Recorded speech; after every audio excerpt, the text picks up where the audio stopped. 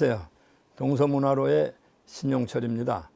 오늘은 팔만대장경을 번역하는 데 큰 공을 세우신 운호 큰 스님에 대해서 살펴보기로 하겠습니다. 운호 스님은 30세까지는 만주에서 독립운동을 하셨고 30세 이후에는 우리나라에 들어와서 다시 독립운동을 하려다가 일본 경찰에 쫓겨서 절에 숨었다가 스님이 됐고, 스님이 된 뒤에도 열심히 수행을 하고 불교 중흥을 위해서 애를 쓰고 학교를 설립하고 교육을 하고, 그러고 나서 6.25 전쟁 뒤에는 불교 사전을 만든다든지 특히 판말대장경을 우리말로 번역하는 위대한 사업을 시작해서 완성할 수 있도록 해주신 위대한 스님입니다. 스님에 대해서 우선 제가 한 가지 인연의 말씀을 드릴까 그럽니다. 저는 1962년 7월 21일 학생 때 해인사를 간 일이 있었습니다. 해인사에 운호 스님이 계셨고 운호 스님을 찾아 뵈었는데 그때 제가 찍었던 사진이 여기 하나 있습니다. 팔만대장경이 보관된 장경각 그 밑에서 찍은 사진입니다. 운호 스님의 평생의 사업으로서 팔만대장경을 번역하셨고 또 그때 62년에 스님을 찾아 뵈었던 사진을 가지고 있는 것은 참 하나의 아주 흥미로운 그리고 매우 의미 있는 인연이라 생각합니다. 그리고 지금 보여드린 거기에는 저는 사실상 62년의 일이라 잊어버렸는데 스님께서는 20년 탁상일기를 쓰시면서 그 탁상일기에 사학과 학생 신용철과 그 친구들 세 사람이 절에를 왔었다 하는 것을 기록에 남기셨습니다. 63년 전의 일이지만은 그리고 45년 전에 세상을 떠나셨지만은 하나의 좋은 불가에서 얘기하는 인연이기도 하고 또 운호 스님에 대해서 말씀을 하게 되는 것도 상당히 의미가 있다고 생각을 합니다. 사실상 조선 왕조에 들어와서 불교는 유교를 치국의 이념으로 삼았기 때문에 고려시대나 삼국시대에 비해서 불교가 억압을 받고 쇠퇴했다고 하지만은 그러나 나라가 어려울 때 불교는 호국의 불교로서 나라를 보호하고 나라를 구하는데 커다란 공헌을 많이 했습니다. 우리가 잘 알다시피 임진왜란 때 서산대사라든지 사명다 같은 위대한 스님들이 승병을 거느리고 외국과 싸웠다든지 하는 것을 우리가 다 알고 있습니다. 일본이 우리 국권을 강탈했던 일제 강점기 36년 동안도 말할 것 없고 또 우리가 다 알다시피 1919년 3.1운동 때 독립선언서 서명했던 33인 중에 한용운, 백용성 두 분도 스님이셨습니다.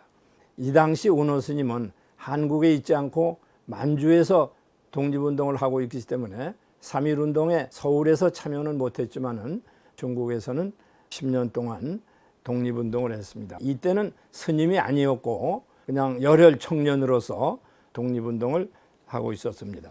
만주에서 독립운동을 할 때에 대해서 그 실상을 조금 말씀을 드려보겠습니다.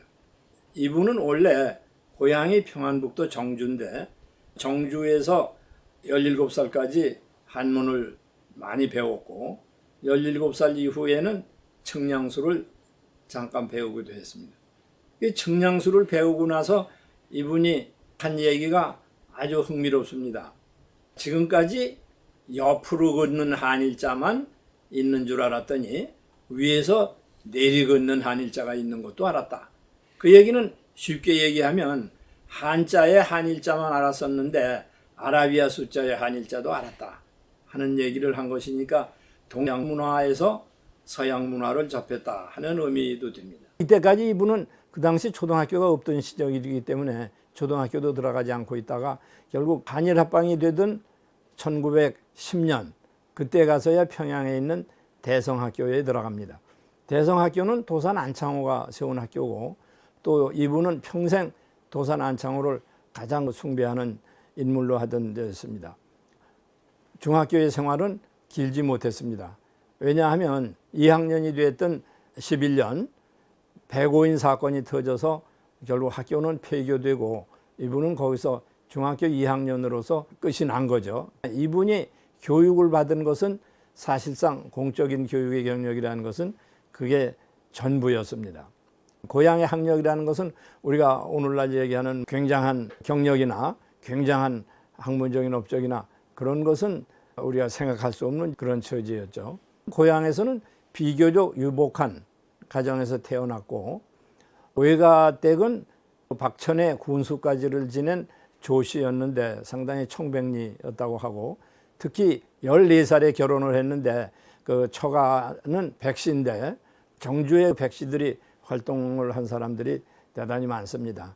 그 중에 한 분은 우리가 잘 아는 오산학교를 우리가 구식 한문을 배우던 그런 승천제라는 데서부터 오산학교로 바꾸는 데 공헌을 했고 초대 학장, 교장도 했다고 그럽니다. 그래서 대단히 학문적으로 재정적으로 공헌을 많이 한 그런 집안이다 하는 것을 알 수가 있습니다. 이분이 안주에서 10년 동안 독립운동을 한 것은 어느 지역이냐 하면 고구려 예터 정주에서부터 신의주를 건너가면 그 맞은편 강 건너 지역입니다. 활동을 하고 민족교육을 하고 하던 곳이 그 지역입니다.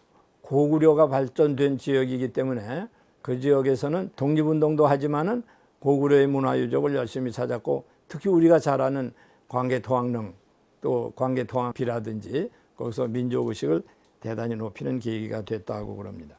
거기서 독립운동을 할 때 이분은 우선 학교에서 교사로서 민족교육에 상당히 힘을 쓰게 됩니다. 민족교육은 대종교의 3세 교주인 윤세복이 세운 동창학교에 우선 교원으로서 2, 3년 하게 됩니다. 그럼 이 학교가 오랫동안 계속되지 못하는 것은 일본의 압박, 그 다음에 중국 관원들의 압박 이런 거로 해서 2년, 3년 이상을 넘지 못하고 그냥 학교를 들어갔다고 하더라도 학생들이 졸업을 할 수 있는 그런 시간도 없었습니다. 그러나 어쨌든 민족의식을 높이고 우리의 국사를, 역사를 배우고 또 우리의 언어를 배우고 지리를 배우고 또는 체력을 단련하고 우리 역사에 있어서 이 동창학교는 대단히 그 의미가 있는 민족학교로서 이해됩니다.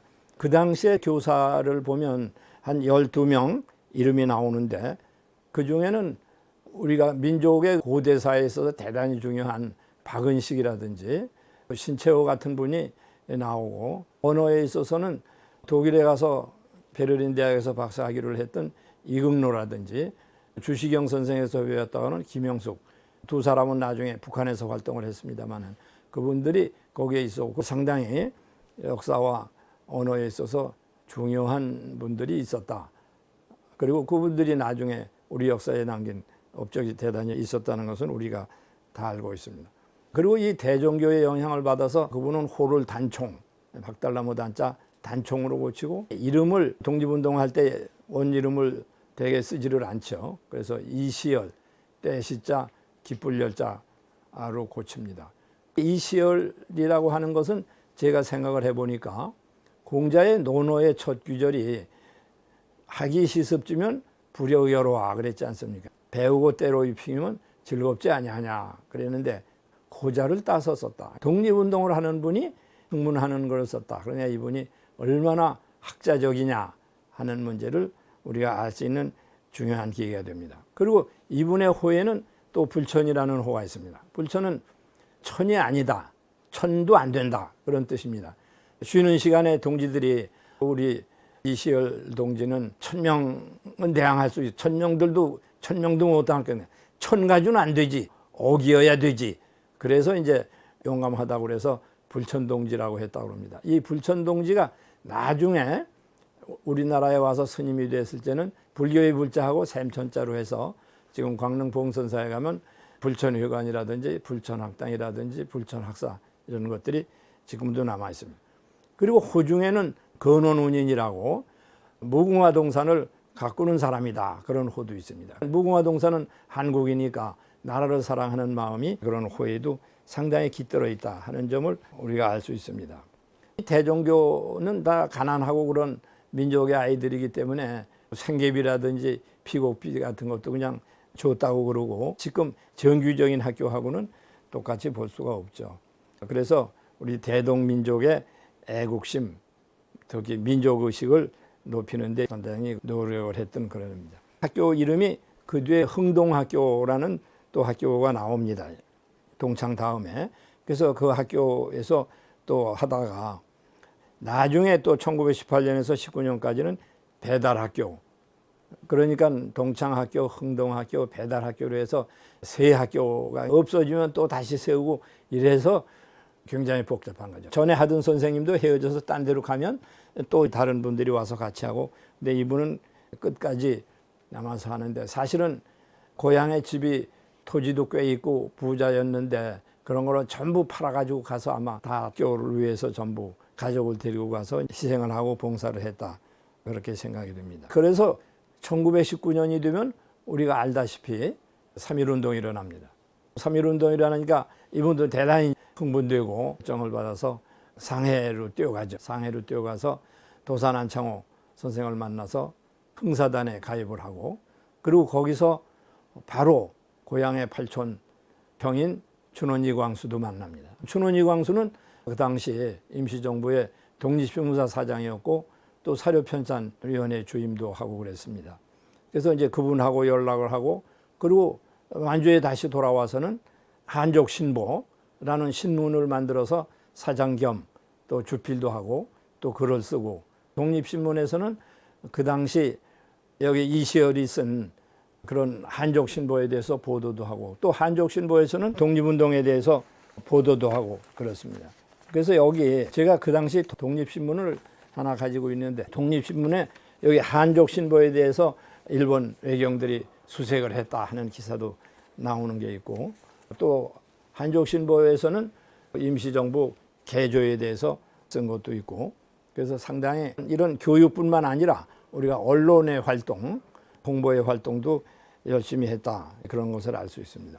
물론 우리가 알다시피 독립운동의 가장 큰 대표적인 것은 무장투쟁, 정치투쟁, 정당 그런 것이 아니겠습니까?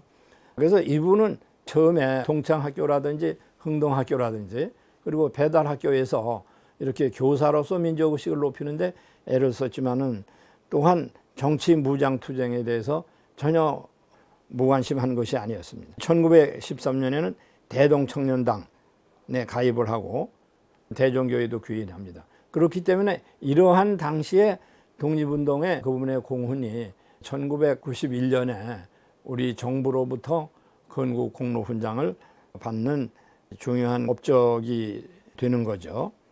그리고 서로 군정서에도 가입을 하고, 또 1919년에 3.1운동이 나고 나니까 이거 안 되겠다, 이제는 우리나라에 들어가서 본격적으로 독립운동을 해서 일본과 싸워야 되겠다. 그래서 빛광자 한자니까 우리 한반도를 다시 일으켜야 되겠다 하는 뜻으로 광한단이라는 단체를 만듭니다. 동지들과 광한단 단체를 만들어서 한국으로 다시 들어가게 되는 거죠.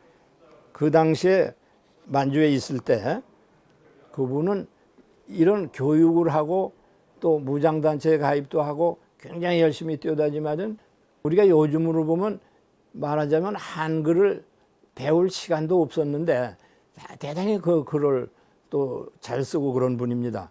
그래서 동창학교에도 교과도 적고, 또 그 당시에 무궁화라는 시를 썼는데 아주 시가 좋습니다. 시의 저자는 뭐라고 썼냐면 근원운인 무궁화 동산을 가꾸는 사람이다. 그러니까 무궁화하고 딱 맞지 않습니까?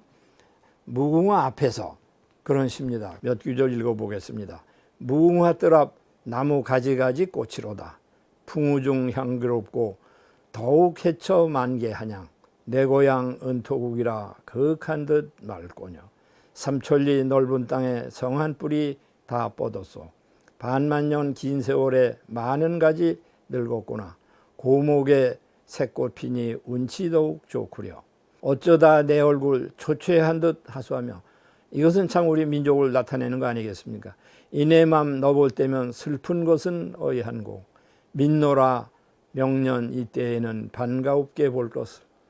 그 당시에 아무런 희망도 없지만은 명년에는 우리가 보자, 우리나라에 가서 한번 제대로 보자 하는 것을 얘기합니다. 그래서 이분은 친구들과 약속을 하고 이제는 한반도로 들어가자. 그래서 압록강을 건너게 됩니다. 서울에서 만나서 이분들의 그 당시 목표는 우선 총독부를 비롯해서 주재소, 지금 파출소를 그 당시에 주재소라고 그랬습니다. 일본 주재소를 전부 때려 부시고 우리가 민족교육을 강화한다 하는 그런 목표를 가지고 서울에서 만나기로 하고 이제 들어옵니다. 그런데 압록강을 건너다가 일본 경찰에 도강증, 즉 강을 건너는 증명서를 갖지 않았다고 그래서 잡히게 됩니다. 그래서 잡혀서 그 뒤에 이제 스님이 되는데 그것은 우리가 다음번에 계속해서 말씀을 드리겠습니다. 그 당시에 이분의 제자로서 이분이 1980년에 89세로 세상을 떠났을 때 그분에 대해서 시를 쓴 게 있습니다. 운호 대종사를 곡한다 그런 뜻이 있는데 그 내용이 상당히 좋은 것 같아서 보겠습니다. 앞부분만 시를 조금 보겠습니다. 가정에서 시작한 배움, 고향을 떠나면서 중단했고 산하 사방을 둘러보아도 국가의 운명은 어려움 뿐이고 일제의 칼날 아래 10년 동안 머무를 곳 없이 쫓겨다니다가 금강산 일로로 돌아오게 되었네. 여기서 금강산 일로로 돌아오게 됐다는 것은 이분이 한반도에 들어와서 지금 조계사 근처에서 친구를 만났는데 일본 경찰에 발각이 돼서 바로 추적을 하기 때문에 도망을 쳐서 경원선을 타고 가다가 평강에서 내려서 강원도 해양 땅에서 스님이 되거든요. 그리고 금강산으로 들어갑니다. 그래서 그 얘기를 하는 겁니다. 10년 동안 그렇게 독립운동을 하고 발붙일 곳이 없이 돌아다니더니 결국 돌아온 것이 금강산이었구나. 금강산은 민족의 영산이고 민족의 고향 같은 곳이니까 금강산에 돌아온 것도 상당히 의미가 있는 일이라 하는 생각을 하며 우리가 다음번 우리나라에서 스님으로서 활동하는 모습을 다시 살펴보도록 하겠습니다. 감사합니다.